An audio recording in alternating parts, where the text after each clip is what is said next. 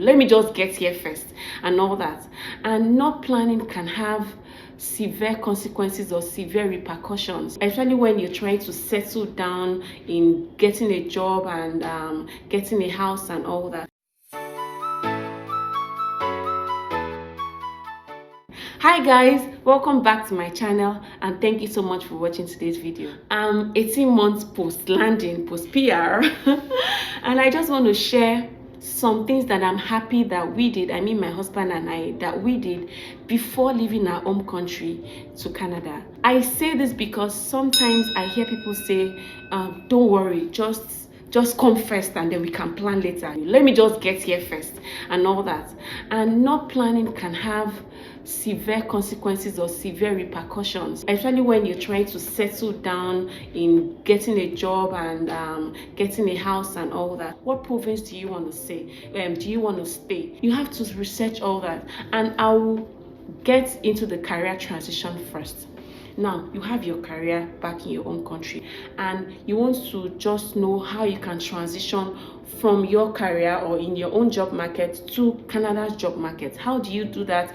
And so that when you land here, you hit the ground running, right? One of the things that I did was I checked my role here in Canada. Now, this is what you want to do. You want to check your role in Canada. How much is available or is obtainable for that job role? What is the salary range for that job role? If you check the salary range and you see that, oh yes, you're okay with it, fine, we're going with that salary range. Check the job requirements. Those job requirements, is this something that you do currently? Because your job requirements in your country can be different from what is here in Canada. So when you check the job requirements and you see that, okay, this is something that I can do, like I meet all the requirements that are here, maybe like 90% or 80% or something, or let's even say 60%, and you know that you can do the job and all that, then fine, go ahead and put your CV together and start showing. When it's very close for you to come, start testing the waters and throw out your CV to recruiters. I made a video just recently on how to get good jobs in Canada, what you can do, steps to take on how to get good jobs in Canada. Now, let's assume you check the salary range, it's okay, but you don't meet the requirements of those jobs. Let's say, for example, you need maybe to get additional certifications and all that. What do? Check out the certifications. Is it something you can do in your home country before you land in Canada? If yes, fine, fantastic, go ahead and do it. You don't want to come to Canada to do that certification. You want to do it in your own country. And I say this because you don't want to add writing exams to everything that will be happening when you finally land. You're trying to get a job when you land. You're probably trying to get a house. Maybe if you have kids, you're trying to settle down with your kids. You're trying to get your kids into school. It's a major change and you don't want to add writing exams to that.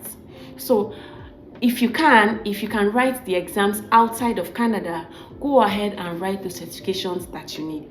If maybe the requirements, one of the requirements is maybe a technical skill that you need, you can do maybe like an internship and all that back in your own country to fill that gap. Just check what is needed and fill that gap if you can from your own country. If, for example, maybe the certifications, you cannot write them outside Canada, you need to write them in Canada. Check out things that you can do to prepare. Check out people's experiences. You can read and people's experience maybe on Reddit or on Nairaland or some other platforms like that. Read people's experiences. What did they use? What materials did they use?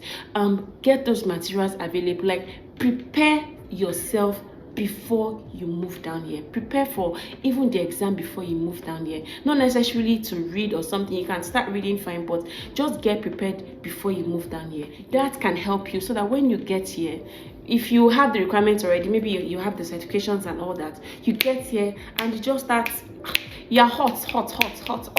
You're hitting the ground running. You get what I'm saying? Another scenario is, so let's say, for example, you've checked the job, you've checked your job role, you've seen the salary, you're not okay with the salary, right? You need something higher or something bigger. Now, this is where you need to be strategic. You have to check similar job roles to what you're doing? What are the similar job roles? Or you want to go higher and see something, and maybe you want to go higher to what you're doing currently. You want to check the salary for that, for those similar job roles, or for something higher. If you're okay with that, check the requirements and fill that gap, right? Or sometimes some people even change their career entirely. The strategy is still the same thing. If you want to change your career, check the salary, or if you know that you don't really want to check the salary, check the requirements and see how you can fill that gap. But the important thing is, do it from your own country. Don't wait until you get here before you start doing all that research. You want to do that from your own country. Now, if you're a business person, maybe you're selling a product or you're providing a service, you need to do your market research. The product that you're bringing, is it here in Canada? Is it very popular? Are there a lot of companies offering that? If the company or the organization seems very successful, what are they doing right? How can you learn from them? What twist can you bring, to your own product or your service that can make you stand out? Or maybe you see that there's a gap here and you want to provide that service. How can you introduce that into the market here? Those are the things, or those are the research that you need to do before coming here. I know that some things, you have some research that you can do even maybe when you're here, but do some groundwork, do some research before you leave, so that when you get here, you just build on that. Another thing you want to research on is housing. Sometimes new immigrants find it very difficult to get accommodation, and that's because you don't have any history, you don't have any credit score, you don't have any landlord referral and all that. So some landlords find it very difficult to give their houses to new immigrants. Now, there are other options available. You can probably stay with a friend or get Airbnb or an hotel and all that. But you need to figure out how long you'll be staying there before you get your own house.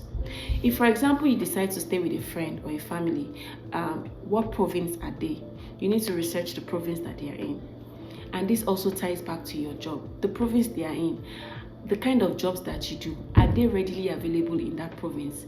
If you're remote, if you can work remotely and all that, then that's fine. But if you cannot work remotely, if your kind of job requires that you go in, right, check out if your job is readily available in the province that you're going to, because you don't want to go into a province where the kind of job you do are not mostly available. You want to make sure that the province you're landing have jobs that you want to do. When I landed, I stayed with my friend. I said, yeah, a family friend. She's my friend, my childhood friend, and I stayed with her for 4 good months, 4 months. And I know she's watching this.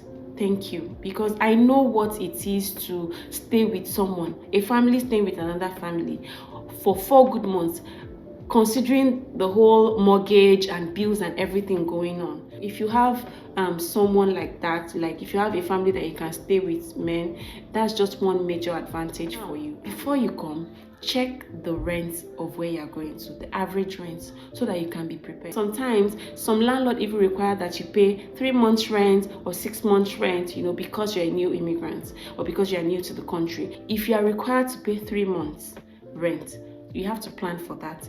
If you are required to pay 6 months, you also have to plan for that. So plan to have those resources available, have that money in your account for when you come. One other thing that you need to research before you come to Canada, or even if you're here, if you have kids, is the schools that your kids will go to. In Canada, there are different kinds of schools. There's the public school, there's the Catholic school, and then there's the private school. So if, for example, you want to go to the public school, what are the requirements? What would they get? What would they need from you? Do they need any documents and all that? I don't think they do.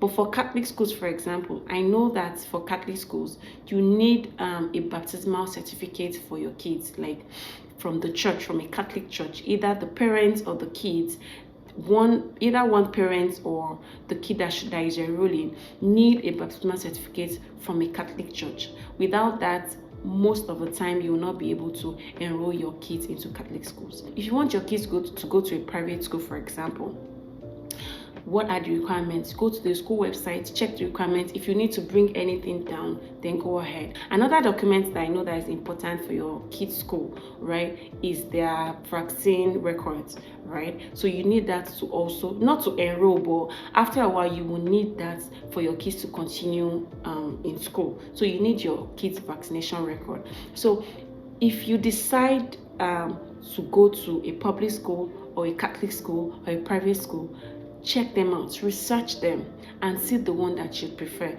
Public school and Catholic schools are free here in Canada, but private schools are not free. You need to pay.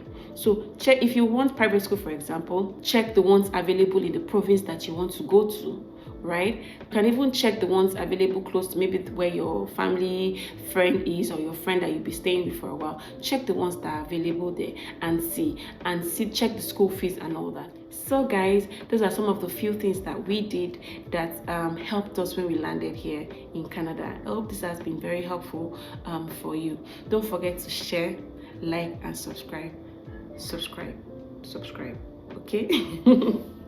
All right guys, I'll catch you another time. Bye.